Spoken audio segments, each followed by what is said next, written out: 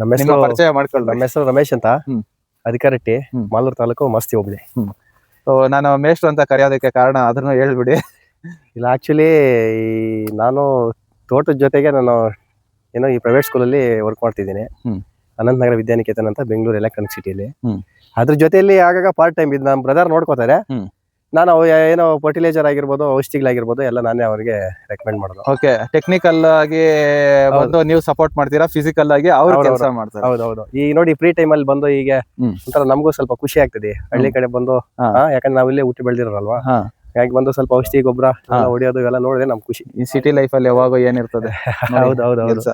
Okay, ಈಗ ಈ ಒಂದು ಹೂವಿನ ಕೃಷಿಗೆ ಬಂದಾಗ ಸರಿ ಸುಮಾರು ನೀವು ಎಷ್ಟು ವರ್ಷಗಳಿಂದ ಇದನ್ನ ಮಾಡ್ಕೊತಾ ಬಂದಿರ್ತೀರಾ? ನಾವು ಸುಮಾರು ನಮ್ಮ ತಂದೆ ಕಾಲದಿಂದನೂ ಅವರು ತೋಟಗಳು ಮಾಡ್ತಾ ಬರ್ತಾ ಇದ್ದಾರೆ. ನಾವು ಈ ಹೂವಿನ ಕೃಷಿಗೆ ಬಂದು ಸುಮಾರು ಒಂದು 4-5 ವರ್ಷದ ಇತ್ತೀಚೆಗೆ ಮಾಡ್ತಾ ಇರೋದು. ಓಕೆ, ಹೆಂಗೆ ನಿಮ್ಮ ಒಂದು ಅಭಿಪ್ರಾಯದಲ್ಲಿ ಈ ಒಂದು ಹೂವಿನ ಕೃಷಿ ಯಾವ ರೀತಿ ಇದೆ? ಪರವಾಗಿಲ್ವಾ? ಇಲ್ಲ, ಮಾಡ್ಬೋದು, ಏನ್ ತೊಂದ್ರೆ ಇಲ್ಲ. ರೈತರು ಬೇರೆ ಬೇರೆ ಬೆಳೆಗಳಂದ್ರೆ ಒಂದೇ ಬೆಳೆ ಮೇಲೆ ಡಿಪೆಂಡ್ ಆಗ್ಬಾರ್ದು ನಾವು. ಮಲ್ಟಿ ಕ್ರಾಪ್ಸ್ ಇರಬೇಕು. ಮಲ್ಟಿ ಕ್ರಾಪ್ಸ್, ಈಗ ಹೂವಿನ ಬೆಳೆ ಇರಬೇಕು, ಬೇರೆ ಬೇರೆ. ಈ ಒಂದು 5-6 ಎಕರೆ ಇದ್ರೆ ಒಂದೊಂದು ಎಕರೆ ಒಂದೊಂದು ಬೇರೆ ಬೇರೆ ಬೆಳೆಯನ್ನ ಇಟ್ಕೊಂಡ್ರೆ ರೈತರಿಗೆ. ಸೊ ಇದು ಒಂದು ಮುಖ್ಯವಾದ ಪಾಯಿಂಟ್ ಸರ್. ಯಾಕಪ್ಪ ಅಂತ ಹೇಳಿದ್ರೆ ಈಗ 6 ಎಕರೆ ಇದೆ ಅಂತ ಹೇಳ್ಬಿಟ್ಟು 6 ಎಕರೆನು ಟೊಮೊಟೊ ಮಾಡೋದು, 6 ಎಕರೆ ಇದೆ ಅಂತ ಹೇಳ್ಬಿಟ್ಟು 6 ಎಕರೆನು ಹೂವನ್ನೇ ಮಾಡೋದು, ಈ ರೀತಿ ಮಾಡಿದಾಗ ಏನಾಗುತ್ತೆ, ಎಲ್ಲ ಒಂದ್ ಕಡೆ ಹೊಡೆತ ತಿಂತಿರಲ್ವಾ? ಖಂಡಿತ ರೈತರಿಗೆ ಅದೇ ತೊಂದರೆ ಆಗೋದು. ಏನ್ ಗೊತ್ತಾ, ರೈತ ಏನೋ ಸಾಲ ಮಾಡ್ಕೊಂಡು ಹಾಕ್ತಾರೆ. ಈಗ ಒಂದ್ರ ಮೇಲೆ ಡಿಪೆಂಡ್ ಆದ್ರೆ ಈಗ ನೋಡಿ, ನೀವು ಬರ್ಬೇಕಾದ್ರೆ ನೋಡಿದ್ರಲ್ಲ ಟೊಮೊಟೊ ಇದೆ ಹೌದೌದು ಅಲ್ವಾ, ಈಗ ಅದು 3ನೇ ಕಟ್ಟಿಂಗ್. ಇದು ಸ್ವಲ್ಪ ಡೌನ್ ಆಯ್ತು ಅಂದ್ರೆ ಅದು ಸ್ವಲ್ಪ ನಡೀತದೆ. ಹಾಗೆ ಈಗ ನೋಡಿ ಬ್ಯಾಲೆನ್ಸ್ಡ್ ಆಗಿ ಹೋಗ್ಬೇಕಂತ ಹೇಳಿದ್ರೆ ಮಲ್ಟಿ ಕ್ರಾಪ್ಸ್ ನ ಮಾಡೋದು ಸೂಕ್ತ ಅಂತ ನಿಮ್ಮ ಅಭಿಪ್ರಾಯ? ಖಂಡಿತ ಮಲ್ಟಿ ಕ್ರಾಪ್ಸ್ ಹೋಗ್ಲೇಬೇಕು. ಓಕೆ, ಈಗ ನಾವು ಒಂದು ಪರ್ಟಿಕ್ಯುಲರ್ ಆಗಿರುವಂತ ಕ್ರಾಪ್ ಅಲ್ಲಿ ಸೊ ಏನೆಲ್ಲ ಒಂದು ನೀವು ಮಾಡಿರ್ತೀರಾ, ಸೊ ಅದ್ರ ಬಗ್ಗೆ ಒಂದ್ ಸ್ವಲ್ಪ ಮಾಹಿತಿ ತಗೊಂಡ್ವಾ? ಓಕೆ, ಖಂಡಿತ. ಈಗ ಸರ್ ನೋಡೋದಾದ್ರೆ ಈ ಒಂದು ವಿಸ್ತೀರ್ಣ ನೋಡೋದಾದ್ರೆ ಎಷ್ಟಿರ್ಬೋದು ಸರ್? ಇದೇನು ಒಂದು 1/4 ಎಕರೆ ಬರುತ್ತೆ. ಇದು 1/4 ಎಕರೆ. ಸೊ ನೀವು ನಾಟಿ ಮಾಡಿರೋಂತ ಐಶ್ವರ್ಯ 2 ಸಸಿಗಳು ಸೊ ಎಷ್ಟು ತಗೊಂಡ್ಬಂದಿರಿ ಇದಕ್ಕೆ? ಇದಕ್ಕೆ 20,000 ನಾಟಿ ಮಾಡಿದ್ದೀನಿ. 20,000 ನಾಟಿ ಮಾಡಿದೀರಾ. ಸೊ ಅಂತರಗಳನ್ನ ನೋಡೋದಾದ್ರೆ ಗಿಡ ನೋಡಿದ್ರೆ ಜಾಸ್ತಿ ಒಂದ್ ಸ್ವಲ್ಪ ಬ್ರಾಡ್ ಆಗಿದೆ. ಅಂತರ ನೋಡೋದಾದ್ರೆ ತುಂಬಾ ಸ್ಪೀಚ್ ಅಂದ್ರೆ ಚೆನ್ನಾಗಿ ಕೊಟ್ಟಿದ್ದೀರಾ. ಎಷ್ಟೆಷ್ಟು ಕೊಟ್ಟಿದ್ದೀರಾ ಸರ್ ಸಾಲಿಂದ ಸಾಲಿಗೆ? ನಾನು 1/4 ಕೊಟ್ಟಿದ್ದೀನಿ. ಅಲ್ಲ, ಸಾಲಿಂದ ಸಾಲಿಗೆ ಇದೊಂದು 5 ಅಡಿ ಮೇಲೆ ಬರಲ್ಲ. ಟೊಮೊಟೊ ಮಾಡ್ದಂಗ್ ಮಾಡಿದೀರಾ. ಸಸಿಯಿಂದ ಸಸಿಗೆ 1/4 ಜಿಗ್ಜಾಗ್ ಫಾರ್ಮೆಟ್ ಅಲ್ಲಿ ಹಾಕಿದ್ದೀರಾ. ಹೌದೌದು. ಸರ್ ಈಗ ಇಲ್ಲಿ ನೋಡಿ, ಇಲ್ಲಿ ಒಂದು ವೈಟ್ ಇದೆ. ವೈಟ್ ನೋಡೋದಾದ್ರೆ ಕ್ವಾಲಿಟಿ ಟಾಪ್ ನಾಚ್ ಅಲ್ಲಿ ಇದೆ. ಸೊ ವೈಟ್ ಯಾಕೆ ಟ್ರೈ ಮಾಡಲ್ಲ ಅಂತ ಎಲ್ಲರೂ ಬಂದು ಪ್ಯೂರ್ ಆಗಿ ಜಾಸ್ತಿ ಸ್ವಲ್ಪ ಎಲ್ಲೋನೇ ಟ್ರೈ ಮಾಡ್ತೀರಾ? ಹೌದು, ಆಕ್ಚುಲಿ ಏನ್ ಗೊತ್ತಾ, ಯಾವ್ದೋ ಒಂದೆರಡು ಅವ್ರು ತುಂಬಾ ಚೆನ್ನಾಗಿ ಮಾಡ್ತಾರೆ ನರ್ಸರಿ. ಅದೋ ಒಂದು ಆ ಕಡೆ ಈ ಕಡೆ ಮಿಸ್ ಆಗಿ ಬಂದಿದೆ. ಎರಡು ಈಗ ಬರೀ ನಾವ್ ಇದ್ರ ಮೇಲೆ ಡಿಪೆಂಡ್ ಆಗ್ಬಾರ್ದು. ನಾನು ಆಗ್ಲೇ ಹೇಳ್ದಂಗೆ ಹೂವು ಬೆಳಿತೀನಿ ಅಂದ್ರೆ ಒಂದೇ ಬೆಳಿಬಾರ್ದು. ಈಗ ಐಶ್ವರ್ಯನೇ ಬೆಳಿಬಾರ್ದು, ಸೆಂಟ್ ಎಲ್ಲ ಬೆಳಿಬೇಕು. ನೀವ್ ಹೇಳ್ದಂಗೆ ವೈಟ್ ಬೆಳಿಬೇಕು. ಇನ್ನು ಡಿಫ್ರೆಂಟ್ ವೆರೈಟೀಸ್ ಇದೆ. ಚಾಕ್ಲೇಟ್ ಇದೆ, ಕಾಶ್ಮೀರ್ ಪಿಂಕ್ ಅನ್ನೋದಿದೆ, ಇನ್ನು ಸಾಕಷ್ಟು ವೆರೈಟಿ ಇದೆ. ಅದನ್ನು ಬೆಳೆದನ್ನು ರೈತರು ಖಂಡಿತ ಲಾಭ ಪಡ್ಕೊಳ್ಬಹುದು ಅಂತ ನನ್ನ ಒಂದು ಉದ್ದೇಶ. ಓಕೆ, ಅಂತರಗಳ ಬಗ್ಗೆ ಹೇಳಿದಾಯ್ತು. ಈಗ ಸಸಿ ವಿಚಾರಕ್ಕೆ ಬಂದಾಗ ಈಗ ರೈತರಲ್ಲಿ ಇರೋದು ಒಂದು ದೊಡ್ಡ ಕನ್ಫ್ಯೂಷನ್ಗಳು ಜಾಸ್ತಿ ಇದೆ. ಹೌದು, ರಾಯಕೋಟೆ ಸಸಿ, ಕಲ್ಕತ್ತಾ ಸಸಿ. ಸೊ ಇದು ಎರಡು ರೀತಿ ಒಂದು ಕನ್ಫ್ಯೂಷನ್ ಅಲ್ಲಿ ಇದಾರೆ. ಸೊ ಯಾವ ಸಸಿ ಯಾವ ಟೈಮ್ ಅಲ್ಲಿ ಚೆನ್ನಾಗ್ ಆಗ್ಬೋದು ಸರ್? ಈಗ ಕೆಲವೊಬ್ರು ಹೇಳ್ತಾರೆ ಸೀಸನ್ ಗೆ ಬಂದು ರಾಯಕೋಟೆ ಸಸಿ ಆದ್ರೇನೆ ಸಾಕು, ಹೆಂಗಿದ್ರೇನು ಗಿಡ ಚೆನ್ನಾಗುತ್ತೆ. ಅಲ್ಲ, ನಾನ್ ಹೇಳೋದೇನಂದ್ರೆ ನಾವು ಇದು ರಾಯಕೋಟೆ ಸಸಿ, ಕಲ್ಕತ್ತಾ ಸಸಿ ಅಂತ ಕಂಡಿಡಿಯಕ್ ಆಗಲ್ಲ, ಗೊತ್ತಾಗಲ್ಲ ನಮ್ಗೆ. ಯಾವ್ದೋ ಕೊಡ್ತಾರೆ ತಗೊಂಡ್ಬಂದು ಉಣ್ತೀವಿ. ಬಟ್ ನಮಗೆ ಎಲ್ಲಿ ನಂಬಿಕೆ ಇರ್ತದೋ, ಯಾರ ಮೇಲೆ ವಿಶ್ವಾಸ ಇರ್ತದೋ, ನಾವ್ ಎಲ್ಲಿ ತಗೊಳ್ತಾ ಇರ್ತೀರೋ ಖಂಡಿತ ಅಲ್ಲಿ ತಗೊಂಡ್ಬಂದು ನಾಟಿ ಮಾಡಿದ್ರೆ ಒಳ್ಳೆ ಈಲ್ಡ್ ತಗೋಬಹುದು. ನೋಡಿ, ಇದು ನಾನ್ ತಗೊಂಡ್ಬಂದಿರ್ತಕ್ಕಂಥದ್ದು ಇದು ವೆಂಕಟಾಪುರ ಭರತ್ ಅಂದ್ಬಿಟ್ಟು. ವೆಂಕಟಾಪುರ ಭರತ್ ಅಂತ. ಹೌದು, ಅವರು ತುಂಬಾ ದೊಡ್ಡ ನರ್ಸರಿ ಅವ್ರದ್ದು. ಸುಮಾರು ನಮ್ಮ ಏರಿಯಾ ಸುಮಾರು ಲಕ್ಷಗಳ ನಾರ ಬರ್ತದೆ ಅವ್ರ ನರ್ಸರಿಯಿಂದಾನೆ. ಇದು ಅವ್ರ ನರ್ಸರಿ, ಇದು ಕ್ವಾಲಿಟಿ ಚೆನ್ನಾಗಿದೆ. ಮಾರ್ಕೆಟ್ ಅಲ್ಲಿ ಹೋದ್ರು ಟಾಪ್ ಮಾಡ್ತಾರೆ. ನಾವು ಲ್ಯಾಪ್ಗೆ ಹಾಕೋದು. ಇದು ಬೆಂಗಳೂರು ಮಾರ್ಕೆಟ್. ಅವರು ಒಳ್ಳೆ ಓನರು, ಅವ್ರೇನು ಒಳ್ಳೆ ಪರ್ಸನ್ ಅವರು. ಓಕೆ, ಈಗ ಸಸಿ ವಿಚಾರ ಬಂದ ಇವಾಗ ನೀವು ಅಲ್ಲಿ ತಗೊಂಡ್ಬರ್ತೀರಿ ಅಂತ ಹೇಳಿದ್ರೆ ಅಲ್ಲಿಗೆ ಅವರು ರಾಯಕೋಟೆದಂತ ಇಲ್ಲ ಅಥವಾ ಕಲ್ಕತ್ತಾ ಸಸಿ ಅಂತ ಹೇಳ್ತಾರೆ? ಇದು ಅವ್ರದ್ದು ಕಲ್ಕತ್ತಾ ಪ್ಲಾಂಟ್. ಇದು ಇದು ₹1 ಕಡಿಮೆ ಮಾಡಲ್ಲ ಅವರು. ಒಂದು ಸಸಿ ಬಂದು ₹3. ಒಂದು ಪೈಸೆ ಕಡಿಮೆ ಮಾಡಲ್ಲ. ಅಷ್ಟೇ ಡಿಮ್ಯಾಂಡ್ ಅವರಿಗೆ. ನೀನ್ ನಾರ್ ಬೇಕಂದ್ರೆ ಅವ್ರ ಹತ್ರ ಕ್ಯೂ ನಿಂತಿರ್ತಾರೆ. ನೀವ್ ಇವಾಗ ಹೇಳಿದ್ರೆ ಇನ್ ಯಾವಾಗ ಕೊಡೋದು ಅವರು. ನಾವು ಬೇಕಂತ ಹೇಳಿದ್ರೆ ಸ್ವಲ್ಪ ಮುಂಚಿತವಾಗಿ ಹೇಳ್ಬೇಕು ನಾವು. ಇಲ್ಲಾಂದ್ರೆ ಅವ್ರ ಹತ್ರ ನಾರ್ ಸಿಗೋದೇ ಇಲ್ಲ. ಮತ್ತೆ ಅವ್ರು ಸಿಕ್ಕಾಪಟ್ಟು ಎಲ್ರಿಗೂ ಕೊಡಕ್ ಹೋಗಲ್ಲ. ಯಾರಿಗೆ ಅವರು ಇವ್ರಿರ್ತಾರೋ ಮತ್ತೆ ಕಸ್ಟಮರ್ ಇರ್ತಾರೋ ಅವ್ರಿಗೆ ಮಾತ್ರ ಅವ್ರು ಕೊಡೋದು. ಓಕೆ, ಈಗ ಒಂದು ಸಸಿ ವಿಚಾರನೂ ಆಯ್ತು. ಸೊ ₹3 ಬೆಲೆ ಕೊಟ್ಟು ತಂದಿರ್ತೀರಾ. ಈಗ ನೋಡಿ, ರಾಯಕೋಟೆಲ್ಲೇ ಸಿಗ್ತದೆ. ಈಗ ನಮ್ ಫ್ರೆಂಡ್ಸ್ ತಗೊಂಡ್ಬಂದು ಮಾಡಿದ್ದಾರೆ ಬರೀ ₹1. ಬರೀ 30 ಪೈಸೆಗೆ ತಗೊಂಡ್ಬಂದು ಮಾಡಿದ್ದಾರೆ. ನಾನು ನಿಮ್ಗೆ ಕಳ್ಸಿದ್ದೆ ಫೋಟೋದು. ಅದು ಚೆನ್ನಾಗಿ ಬಂದಿದೆ. 30 ಪೈಸೆ ನಾರು ಚೆನ್ನಾಗಿ ಬಂದಿದೆ. ಇದು ಚೆನ್ನಾಗಿ ಬಂದಿದೆ. ಹಾ. ಈಗ ಅದನ್ನ ನಾವು ರಾಯ್ಕೋಟೆದಂತೂ ನಾವು ಅದನ್ನ ಇದ್ ಮಾಡಕ್ ನಾವು ಯೋಚನೆ ಮಾಡ್ಬೇಕಾಗಿರೋದು ಬೆಳೆ ಮಾಡ್ಬೇಕಾಗಿರೋದು ಅರ್ಥ ಆಯ್ತಲ್ಲ. ಈಗ ಮದರ್ ಚೆನ್ನಾಗಿರ್ಬೇಕು. ರಾಯ್ಕೋಟೆ ಅಂತೇಳಿ ರಾಯ್ಕೋಟೆಯಲ್ಲಿ ಕೆಲವು ಮೋಸ ಮಾಡೋರು ಇದಾರೆ, ಕೆಲವು ಚೆನ್ನಾಗಿ ಕೊಡೋರು ಇದಾರೆ. ನಾವು ಅವ್ರ ಮೇಲೆ ಇದ್ ಮಾಡಕ್ಕಾಗಲ್ಲ. ನಮ್ಮ ಸ್ನೇಹಿತರೊಬ್ಬರು ಚಿಕ್ತಿರ್ಪಿಯಲ್ಲಿ ನಾವಾಕ ಮಂಡಿಗೆ ಹಾಕ್ತಾರೆ. ಲಾಸ್ಟ್ ಟೈಮ್ ನಿಮ್ಗೆ ಬರೀ 30 ಪೈಸೆ ತಂದವ್ರು ನಾರದು. ನಾನು ನಿಮ್ಗೆ ಅದು ಫೋಟೋನ ಕಳ್ಸಿದ್ದೆ ನೋಡಿ, ಎಷ್ಟು ಚೆನ್ನಾಗಿ ಬೆಳೆದಿದೆ. ನೋಡಿದೆ ಸರ್, ತುಂಬಾ ಚೆನ್ನಾಗಿದೆ. ಇದಾದ್ಮೇಲೆ ಸರ್, ಈಗ ನೆಲದ ತಯಾರಿ ವಿಚಾರಕ್ಕೆ ಬಂದಾಗ ಸ್ವಲ್ಪ ಪ್ರಾಮುಖ್ಯತೆ ಕೊಡ್ಬೇಕಾಗುತ್ತೆ. ಯಾಕಂದ್ರೆ ಹೇಳಿದ್ರೆ ಹೂವಿನ ಬೆಳೆಗೆ ಸ್ವಲ್ಪ ತಾಕತ್ ಚೆನ್ನಾಗಿದ್ದಷ್ಟು ನಮ್ಗೆ ಬೆಳೆನೂ ಚೆನ್ನಾಗಿ ಬರ್ತದೆ, ಈಲ್ಡ್ ಚೆನ್ನಾಗಿ ಬರ್ತದೆ. ಈಲ್ಡ್ ತೆಗೆದಿಲ್ಲ ಅಂತ ಹೇಳಿದ್ರೆ ಸೊ ಇದರಲ್ಲಿ ನಾವು ದುಡ್ಡು ಮಾಡ್ಲಿಕ್ಕೆ ಆಗಲ್ಲ. ಖಂಡಿತ. ನೀವು ನೆಲದ ತಯಾರಿ ವಿಚಾರಕ್ಕೆ ಯಾವ ರೀತಿ ಒಂದು ಪ್ರಿಕಾಷನ್ ಅಂದ್ರೆ ಏನೆಲ್ಲ ಒಂದು ಗೊಬ್ಬರಗಳನ್ನ ಕೊಟ್ಟು ತಯಾರಿ ಮಾಡಿರ್ತೀವಿ? ಇದು ಸ್ಟಾರ್ಟಿಂಗ್ ಏನಂತ ಹೇಳಿದ್ರೆ, ಇದು ಆಕ್ಚುಲಿ ನೋಡಿ ಏನ್ ನೋಡ್ತಾ ಇದೀರಾ, ಇದು ಹೊಲ ಮಾಡ್ತಾ ಇದ್ದಿದ್ದು ಅವರು. ಓಕೆ, ಇದು ನಮ್ಮ ಬ್ರದರ್ ಅವ್ರದ್ದು. ಇದು ಹೊಲ ಮಾಡ್ತಾ ಇದ್ರು ಅವರು. ಒಂದು ಸಾಲ ಉಳುಮೆ ಮಾಡಿದ್ರು, ಉಳುಮೆ ಮಾಡಿ ರೋಟರ್ ವೇಟ್ ಹಾಕಿದ್ರು. ಏನೋ ಹೊಲ ಚೆಲ್ಲೋದಿಕ್ಕೆ ಅವರು ಒಂದೇ ಸರಿ ಉಳುಮೆ ಮಾಡಿದ್ರು 5 ನೇಗ್ಲು. ನಾನು ಹಿಂಗೆ ಮಾತಾಡ್ಕೊಂಡು ಇದು ನನಗೆ ಸ್ವಲ್ಪ ಬೇಕು ಈ ಸರಿ ಕೊಡಿ ಅಂತ ಕೇಳಿದಾಗ ಆಯ್ತು ಒಂದಿನ ಮಾಡ್ಕೊ ಅಂತ ಹೇಳಿದ್ರು. ಸರಿ ಅಂತೇಳಿ ಈ ಕಡೆ ಆ ಕಡೆ ಎಲ್ಲ ಹೊಲಗಳು ಚೆಲ್ತಾರೆ, ಈ ಕಡೆ ಬರಕ್ ದಾರಿ ಇಲ್ಲ. ಈ ಕಡೆ ನಂದೂನು ಈ ತೋಟ ಇದೆಯಲ್ಲ, ಇಲ್ಲೂ ದಾರಿ ಇಲ್ಲ. ಇನ್ ಸರಿ ಇನ್ನೇನ್ ಮಾಡೋದಂತೇಳಿ ನಮ್ ಬ್ರದರ್ಗೆ ಹೇಳ್ದೆ ನಾನು, ಒಂದೇ ಸರಿ ಹಿಂಗ ಇದೆಲ್ಲ ರೋಟರ್ ವೇಟ್ ಹಾಕಿಟ್ಟಿದ್ದಾರೆ, ಬೆಡ್ ಹೊಡ್ಸ್ಬಿಡು ಅಂತ ಹೇಳಿದೆ. ಆ ಬೆಡ್ ಅವ್ರನ್ನ ಕೇಳಿದ್ರೆ ಹೇಳ್ತಾರೆ, ಅಣ್ಣ ಬೆಡ್ಡೇ ಬರಲ್ಲ, ಇದು ಸರಿಯಾಗಿ ಉಳುಮೆನೆ ಮಾಡಿಲ್ಲ, ಬೆಡ್ಡೇ ಬರಲ್ಲ ಅಂತ ಹೇಳಿದ್ರು. ಬಂದಷ್ಟು ಬರ್ಲಿ ಮಾಡಪ್ಪ ಅಂತ ಹೇಳಿ ಮಾಡಿಸ್ಬಿಟ್ಟೆ.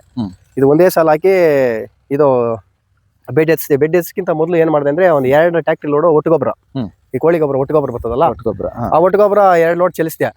ಚೆಲ್ಸ್ಬಿಟ್ಟು ಇನ್ನೇನು ಮಾಡಿಲ್ಲ ಅದಕ್ಕೆ. ಜೊತೆಗೆ ಇವ್ರದ್ದು ಯಾರಾಮಿಲ್ಲ ಕಾಂಪ್ಲೆಕ್ಸ್ ಅಂತ ಬರ್ತದೆ, ಯಾರಾಮಿಲ್ಲ ಕಾಂಪ್ಲೆಕ್ಸ್ ಮತ್ತೆ 10-26 ಕ್ರಾಪ್ ಟಾಕ್ ಮಹಾದಂದು 9-24 ಬರ್ತದೆ. ಒಂದೊಂದು 2 ಮೂಟೆ ಬೆಡ್ ಮೇಲೆ ಹಾಕಿದ್ದು. ಗೊಬ್ಬರನ ಕೊಟ್ಟಿಲ್ಲ ನಾನು, ಸುಮ್ನೆ ಯಾವ್ದೊಂದ್ 2 ಮೂಟೆ, ಅದೊಂದ್ 2 ಮೂಟೆ, ಅದೊಂದ್ 2 ಮೂಟೆ ಎಲ್ಲ ಮಿಕ್ಸ್ ಮಾಡಿ ಸುಮ್ನೆ ಬೆಡ್ ಮೇಲೆ ಹಾಕ್ಸಿ ಪೇಪರ್ ಹಾಕ್ಸಿ ಮಾಡಿಸಿ. 2 ಟ್ಯಾಕ್ಟ್ರಿ ಒಟ್ಟು ಗೊಬ್ಬರ, ಅದಾದ ನಂತರ 6 ಮೂಟೆ ಅಷ್ಟು ಅಷ್ಟೇ 10-26 ಯಾರಾಮಿಲ್ಲ ಕಾಂಪ್ಲೆಕ್ಸ್ ಮತ್ತೆ ಮಹಾದನ್ ಅವ್ರದ್ದು 9-24. ಸೊ ಇದನ್ನ ಮಾತ್ರ ಕೊಟ್ಟಿರ್ತೀವಿ. ಯಾಕೆ ಅಂತ ಹೇಳಿದ್ರೆ ಅದನ್ನ ಹೇಳ್ತೀನಿ, ಯಾಕಂದ್ರೆ ಇದು ಹೊಸ ಭೂಮಿ ಅಲ್ವಾ. ಹೊಸ ಭೂಮಿಯಲ್ಲಿ ಬಂದೇ ಬರ್ತದೆ. ಇದೇನು ಹೊಲ ಮಾಡ್ಕೊಂಡಿದ್ದು ಒಂಥರ ಕಾಡ್ತಾರೆ ನೋಡಿ. ಇದು ಕುರಿಗಳು ದನಗಳು ಮೇತ್ಕೊಂಡು ಚೆನ್ನಾಗಿ ಅದೆಲ್ಲ ಗೊಬ್ಬರ ಚೆನ್ನಾಗಿ ಇದಾಗಿತ್ತು ಅನ್ನೋ ಉದ್ದೇಶದಿಂದ ಮಾಡಿದ್ದು. ಆಕ್ಚುಲಿ ಕುಟಿಗೆ ಗೊಬ್ಬರ ಹಾಕಿ ಮಾಡ್ಬೇಕು. ಇಲ್ಲ ಸರ್, ನಾವ್ ಎಷ್ಟು ಹೇಳಿದ್ರೆ ನೆಲ ರಿಕವರ್ ಆಗಿರ್ತದೆ. ಹೌದು ಹೇಳಿದ್ರೆ ನೆಲ ಈಗ ನೋಡಿ ಈಗ ಬರ್ತದೆ, ನೆಕ್ಸ್ಟ್ ಬರಲ್ಲ. ಇದು ನೆಕ್ಸ್ಟ್ ಇಷ್ಟು ಚೆನ್ನಾಗಿ ಬರಲ್ಲ. ಯಾಕಂತ ಹೇಳಿದ್ರೆ ನಾವು ಅದಕ್ಕೆ ಗೊಬ್ಬರ ಕೊಡ್ಲೇಬೇಕಾಗುತ್ತೆ. ಈ ಫಸ್ಟ್ ಬೆಡ್ ಆಗಿರೋದ್ರಿಂದ ನಾನು ಈ ತರ ಮಾಡಿದೆ. ಓಕೆ ಸರ್, ಇದೆಲ್ಲ ಒಂದಾಯ್ತು ಸರ್. ಈಗ ಇನ್ನೊಂದು ವಿಚಾರ ಏನಂತ ಹೇಳಿದ್ರೆ, ಈ ಒಂದು ಐಶ್ವರ್ಯ ಈಗ ಸೆಂಟ್ ಎಲ್ಲ ತಗೊಂಡಾಗ ಇತ್ತೀಚಿನ ದಿನಗಳಲ್ಲಿ ಕಾಡ್ತಾ ಇರೋದು ಸಸಿ ಹೋಗುವಂತ ಪ್ರಾಬ್ಲಮ್. ಸೊ ಈ ಐಶ್ವರ್ಯದಲ್ಲಿ ಏನಾದ್ರು ಆ ರೀತಿ ಪ್ರಾಬ್ಲಮ್ ಇಲ್ಲ? ಖಂಡಿತ ನೋಡಿ, ನೀವು ನೋಡಿ ಒಂದೇ ಒಂದು ಸಸಿ ಎಲ್ಲಿ ಸತ್ತಿಲ್ಲ ನನ್ನಲ್ಲಿ. ಹೌದು, ಡ್ಯಾಮೇಜಸ್ ಎಲ್ಲೋ. ಅದಕ್ಕೆ ಏನ್ ಗೊತ್ತಾ, ನಾನು ಬೆಡ್ ಪ್ರಿಪರೇಷನ್ ಮಾಡುವಾಗ ಎಲ್ಲ ಮಾಡಿದಾದ್ಮೇಲೆ ಟ್ರೈಕೋಡರ್ಮಾ ಸೂಡೋಮೋನಾಸ್ ಇದನ್ನ ಬಳಕೆ ಮಾಡ್ತೀನಿ ನಾನು. ಜೈವಿಕ ಶಿಲೀಂಧ್ರಗಳು ಅದನ್ನ ಬಳಕೆ ಮಾಡೇ ಮಾಡ್ತೀನಿ. 1 ಲೀಟರ್ ಕೊಟ್ಬಿಡ್ತೀನಿ. ಅದು ಮತ್ತೆ ಇವ್ರದ್ದು ಐರೋ ಪ್ಲಸ್ ಜಿ ಅಂತ ಬರ್ತದೆ, ಅದು ಒಂದು ಬಕೆಟ್ ಬರ್ತದೆ 5 kg. ಅದು ಸೂಕ್ಷ್ಮಾಣು ಜೀವಿಗಳಿಗೆ ಗೊಬ್ಬರ. ಅದನ್ನ ಬೆಡ್ ಮೇಲೆ ಕೊಟ್ಬಿಟ್ರೆ ಮುಗೀತ ಅಷ್ಟೇ. ಓಕೆ ಸರ್, ಈಗ ಪಿಂಚಿಂಗ್ ವಿಚಾರಗಳಿಗೆ ಬಂದಾಗ ನಾರ್ಮಲ್ ಆಗಿ ಸೆಂಟೆಲ್ಲೋದಲ್ಲಿ ಬಂದು ಸಿಂಗಲ್ ಪಿಂಚ್ ಮಾಡ್ತಾರೆ. ಸೊ ಇದರಲ್ಲಿ ಬಂದು ಒಬ್ಬೊಬ್ರು ಸಿಂಗಲ್ ಪಿಂಚ್ ಅಂತಾರೆ, ಒಬ್ಬರು ಡಬಲ್ ಪಿಂಚ್ ಅಂತಾರೆ. ನೀವು ಎಷ್ಟು ಪಿಂಚಿಂಗ್ ಅನ್ನೋದನ್ನ ಮಾಡಿರ್ತೀರಿ? ಇದು ಡಬಲ್ ಪಿಂಚ್ ಮಾಡಿರ್ತೀರಾ. ಸರಿ, ದಿನಗಳ ಅಂತರಗಳು ಹೇಳೋದಾದ್ರೆ ಎಷ್ಟು ದಿನಕ್ಕೊಮ್ಮೆ ಮಾಡಿರ್ತೀರಿ? 20 ದಿನಕ್ಕೆ 20-25 ದಿನಕ್ಕೆ ಒಂದು ಪಿಂಚಿಂಗ್. ಓಕೆ, ಅದಾದ್ಮೇಲೆ ಒಂದು 10-15 ದಿನ ಬಿಟ್ಟು ಮಾಡಿ ಮತ್ತೆ ಲೈಟ್ ಒಂದು 8 ದಿನ ಕೊಟ್ರೆ ಆಯ್ತು ಅಷ್ಟೇ. ಸೊ ಈಗ ಅದೇ ಸ್ಪ್ರೇ ವಿಚಾರಕ್ಕೆ ಬಂದಾಗ ಎಷ್ಟು ದಿನಕ್ಕೊಮ್ಮೆ ಮಾಡ್ಕೋತೀರಾ? ನಾನು ಸ್ಟಾರ್ಟಿಂಗ್ ಕಡಿಮೆ ಒಂದು 10-15 ದಿನಕ್ಕೆ ಒಂದ್ಸಾರಿ ಮಾಡ್ತೀನಿ. ಈ ಮಗು ಸ್ಟಾರ್ಟ್ ಆದಾಗ ವಾರಕ್ಕೊಂದ್ಸರಿ ಮಾಡ್ತೀನಿ. ವಾರಕ್ಕೊಂದ್ಸಲಿ ಮಾಡ್ಕೊತೀರಾ ಸರ್? ಓಕೆ. ಇದ್ರ ಜೊತೆಗೆ ಏನಂದ್ರೆ, ಈಗ ಔಷಧಿ ಸ್ಪ್ರೇ ಮಾಡ್ಬೇಕಾದ್ರೆ ನಿಮ್ಗೆ ಇವು ಸಿಗ್ತದೆ, ಅದು ನಮ್ಮ ಇಪ್ಕೋವರ್ದು ಸಿವಿಡ್ ಎಕ್ಸ್ಟ್ರಾಕ್ಟ್. ಅದನ್ನ ಸ್ವಲ್ಪ ಬಳಕೆ ಮಾಡ್ಕೋಬೇಕು. ಸ್ವಲ್ಪ ನ್ಯೂಟ್ರಿಯೆಂಟ್ ಹಾಕೋಬೇಕು. ಸ್ವಲ್ಪ ಏನಂದ್ರೆ ತಾಕತ್ತು ಕೊಡ್ತದೆ. ಸ್ಪ್ರೇ ಮಾಡ್ಕೊಂಡು ಬರ್ತಾ ಇದ್ರೆ ಸಾಕು. ನಾನು ಹೇಳೋದು ರೈತರಿಗೆ ಇಷ್ಟೇ, ನಮ್ಮ ರೈತರಿಕ ಸುಮ್ಮನೆ ಕಾರಣ ದುಡ್ಡು ಖರ್ಚು ಮಾಡ್ಲೇಬೇಡಿ. ನಮ್ ತೀರಾ ಬಿಡ್ತೀರ ಒಂದೇ ಸರಿ ಉತ್ತಿರೋದು. ಕಾಸ್ಟ್ ಎಷ್ಟು ರೆಡ್ಯೂಸ್ ಮಾಡಿದ್ರೆ ನಮ್ಗೆ ಅಷ್ಟು ಇದರಲ್ಲಿ ಆರಾಮಾಗಿ ಹೋಗ್ತದೆ.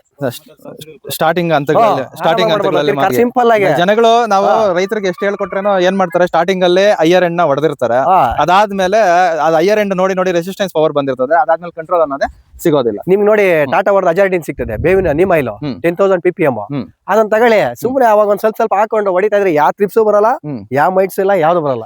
ನೀಮ್ ಆಯಿಲ್ ಹಾಕೊಂಡ್ರೆ ಸಾಕು. ನೀಮ್ ಆಯಿಲ್ ಇಂದ ಏನಾಗುತ್ತೆ, ಮೊಟ್ಟೆ ಅಲ್ಲೇ ಇದಾಗೋಗ್ಬಿಡ್ತದೆ, ಅದು ಮರಿ ಆಗೋದಿಲ್ಲ. ಮರಿ ಆಗ್ಲಿಲ್ಲ ಅಂತ ಹೇಳಿದ್ರೆ ಆಲ್ಮೋಸ್ಟ್ ಕಂಟ್ರೋಲ್ ಆದಂಗೆ. ಟಾಟಾದೆ ಅಂತಿಲ್ಲ, ಎಲ್ಲರೂ ಬೇರೆ ಬೇರೆ ಇದೆ. ಮಸಾಲೆ ಇದೆ, ರೈತರು ನೀಮ್ ಆಯಿಲ್ ನೀವ್ ಬೇಕಾದ್ರೆ ಗಾಣಿಗೆ ಹೋಗಿ ತಗೊಂಡ್ರು ಒಂದ್ ಸ್ವಲ್ಪ ಅದಕ್ಕೆ ಸ್ವಲ್ಪ ಹಾಕೋಬೇಕು. ಅದಕ್ಕೆ ನಿಮ್ಗೆ ಇದು ಗೊತ್ತಾಗಲ್ಲ, ಬೋರಿಂಗ್ ಆಗ್ಬಿಡ್ತದೆ. ಡೋಸೇಜ್ ಜಾಸ್ತಿ ಆದ್ರೆ ಏನ್ ಮಾಡ್ಬೇಕಂದ್ರೆ ನಾವು ಕಂಪನಿ ಏನ್ ರೆಕಮೆಂಡ್ ಮಾಡಿರ್ತೀವಿ ಅಷ್ಟು ಮಾತ್ರ ಹೇಳುದು. ಈಗ ಒಳ್ಳೊಳ್ಳೆ ಕಂಪನಿಗಳಿದೆ, ಅರ್ಥ ಆಯ್ತಲ್ಲ. ಧಾರವಾಡ ಕೃಷಿ ಯೂನಿವರ್ಸಿಟಿ ಅವ್ರು ಯಾವ್ದೋ ಬಿಟ್ಟಿದ್ದಾರೆ, ಹ್ಮ್, ಅದು ಚೆನ್ನಾಗಿದೆ. ಹ್ಮ್. ನೀಮ್ ಅಲ್ಲಿ ತಗೊಂಡು ಅವಾಗ ಒಂದ್ 15 ದಿನಕ್ಕೆ ಒಂದು ಸ್ಪ್ರೇ. So, ನೀವ್ ಹೇಳೋ ಪ್ರಕಾರ ರೆಕಮೆಂಡೇಶನ್ ಎಷ್ಟಿದೆಯೋ ಅಷ್ಟು ಮಾತ್ರ ಕೇಳಿ ತಿಳ್ಕೊಂಡು ಬಳಕೆ ಮಾಡೋದು ಉತ್ತಮ. ಹೌದೌದು, ಖಂಡಿತ. ಯಾಕಂತ ಹೇಳಿದ್ರೆ ನಾವು ಡೋಸೇಜ್ಗಳು ಹೇಳ್ಬೋದು, ಹೇಳಿದ್ರೆ ಕೆಲವೊಬ್ಬ ರೈತರು ಮಿಸ್ಅಂಡರ್ಸ್ಟ್ಯಾಂಡಿಂಗ್ ಮಾಡ್ಕೊಂಡು ಜಾಸ್ತಿ ಹಾಕೋದು, ಹಂಗ್ ಮಾಡಿದ್ರೆ ಹೆಚ್ಚು ಕಡಿಮೆ ಡೋಸೇಜ್ ಹೇಳೋದು ಬೇಡ. ಸೊ ಅವ್ರು ಬಳಕೆ ಮಾಡುವಾಗ ಅಲ್ಲಿದೆ ರೆಕಮೆಂಡ್ ಲೇಬಲ್ ಇರ್ತದೆ, ಎಷ್ಟು ಮಾಡ್ಬೇಕು ಕೇಳಿ ತಗೊಂಡು ಕೇಳಿ ಅವ್ರು ತಗೊಂಡು ಮಾಡ್ಕೊಳ್ಳಿ. Okay sir. ಸೊ ಇದೆಲ್ಲ ಒಂದಾಯ್ತು ಸರ್. ಗೊಬ್ಬರಗಳು ಇನ್ನ ಏನಾದ್ರು ಹೇಳೋದಾದ್ರೆ ನಾನು 1261 ಸ್ಟಾರ್ಟಿಂಗ್. ಇದು ಗಿಡ ನಾಟಿ ಮಾಡಿದಾಗ ನೀವು ಇದು ಮಾಡ್ಬೇಕು, ಯಾವ್ದು ನಾನು ರ್ಯಾಡಿ ಫಾರ್ಮ್. ಓಕೆ, ರ್ಯಾಡಿ ಫಾರ್ಮ್ ಜಾಸ್ತಿನೇ ಮಾಡ್ತೀನಿ ನಾನು. ರ್ಯಾಡಿ ಫಾರ್ಮ್, ವಿವಾ, ಮತ್ತೆ ಅವ್ರ ವಲಾಗ್ರ ಪ್ರಾಡಕ್ಟ್ಸ್ ಎಲ್ಲ ಚೆನ್ನಾಗಿದೆ. ಸ್ವಲ್ಪ ಕಾಸ್ಟ್ ಜಾಸ್ತಿ ಅನ್ನೋದಕ್ಕಿಂತ ಕೆಲಸ ಚೆನ್ನಾಗಿ ಬರ್ತದೆ. ಒಂದೇ ಸರಿ ನೋಡಿ, ಇವಾಗ ನಾವು 1 ಎಕರೆ 1 ಲೀಟರ್ ರೆಕಮೆಂಡೇಶನ್ ಇರುತ್ತೆ. ನಾವು ಬೇರೆ ಗೊಬ್ಬರಗಳನ್ನ 6 kg 10 kg ಕೊಡೋದು ಒಂದೇ, ಅದು 1 ಲೀಟರ್ ಕೊಡೋದು ಒಂದೇ, ಕರೆಕ್ಟಾ? ಹೌದು, 100% ಒಳ್ಳೆ ರಿಸಲ್ಟ್ ಇದೆ. ಅದು ವಿವಾ ಬಿಟ್ಕೋಬೇಕು ಅವಾಗ. ಅದಾದ್ಮೇಲೆ ಅವ್ರದ್ದು ಕ್ಯಾಲ್ಬಿಟ್ಸಿ ಬರ್ತದೆ. ಇದಕ್ ನೋಡಿ, ಇದು ಮಗ್ಗು ಬಂದಾಗ ಮಗ್ಗು ದಪ್ಪ ಬರಕ್ಕೆ ಬೆನಿಫಿಟ್ PZ, ಕ್ಯಾಲ್ಬಿಟ್ಸಿ ಮತ್ತೆ KMS ಅವರು ಸ್ಪ್ರೇ ಮಾಡಕ್ ಹೇಳಿದ್ರು ನನಗೆ. ಆಗ ಸ್ಪ್ರೇ ಮಾಡಿದೆ ನೋಡಿ, ಒಳ್ಳೆ ಚೆನ್ನಾಗಿ ಬಂದಿದೆ ಈಗ. ಓಕೆ, ನೀವು ಹೇಳೋ ಪ್ರಕಾರ ಒಂದು ಪೋಷಕಾಂಶಗಳಯುಕ್ತ ಗೊಬ್ಬರಗಳನ್ನ ಸ್ವಲ್ಪ ಡ್ರಿಪ್ ಅಲ್ಲಿ ಮತ್ತೆ ಸ್ಪ್ರೇ ಕೊಡ್ತಾ ಇರ್ಬೇಕು ಅವಾಗ. ಇದು ಏನೋ ಡ್ರಿಪ್ ಗೊಬ್ಬರಗಳು ಜಾಸ್ತಿ ಯೂಸ್ ಮಾಡಿ ಇಲ್ಲ, ಇದು ಮಾಡ್ಲಿಲ್ಲ ಜಾಸ್ತಿ. 1261 ಕೊಟ್ಟಿದ್ದೀನಿ, ಮತ್ತೆ 13-0-45. ಅದ್ ಬಿಟ್ರೆ ಈಗ ಎಲ್ಲ ಮಗ್ ಬಂದಾಗ 37 ಸ್ವಲ್ಪ ದಪ್ಪ ಬರಕ್ಕೆ. ಮತ್ತೆ ಮೈಕ್ರೋ ನ್ಯೂಟ್ರಿಯೆಂಟ್ ಚಿಲೇಟೆಡ್ ಸ್ಪ್ರೇ ಮಾಡ್ಬೋದು, ಅಥವಾ ನೀವು ಟಾಟಾ ಅವ್ರದೇ ಕಡಿಮೆ ಇದೆ, 5 kg ಬ್ಯಾಗ್ ಏನೋ ಬರ್ತದೆ. ಹೌದೌದು, ರೇಟ್ ಕಡಿಮೆ ಅದು, ಅದನ್ನ ಬಿಡ್ಬೋದು. ಇಲ್ಲ ಮಿಂಗಲ್ ಅಂತಿದೆ, ಅದನ್ನು ಬಿಡ್ಬೋದು. ಅದೆಲ್ಲ ಮಿಂಗಲ್. ರೈತರು ಏನ್ ಗೊತ್ತಾ, ಫಸ್ಟ್ ರೈತರು ಸ್ವಲ್ಪ ತಿಳ್ಕೊಬೇಕು ಗಿಡಕ್ಕೆ ಏನ್ ಬೇಕು ಅಂತ. ಯಾರಾಮಿಲ್ಲ ಕಾಂಪ್ಲೆಕ್ಸ್ ಹಾಕ್ಬಿಟ್ರೆ ಸಾಕು, 14-15 ಪೋಷಕಾಂಶ ಅಂತ ಇರೋದು ಯಾರಾಮಿಲ್ಲ ಕಾಂಪ್ಲೆಕ್ಸ್ ಅಲ್ಲಿ. ಅದ್ರ ಜೊತೆಗೆ ನೋಡಿ, ಇದು ಮಾಡ್ಕೊಂಡ್ರೆ ಆರಾಮಾಗಿ ಕಡಿಮೆ ಇದ್ರಲ್ಲಿ ಕಡಿಮೆ ಖರ್ಚಲ್ಲಿ ಮಾಡ್ಕೋಬಹುದು. ಖಂಡಿತ ಸರ್.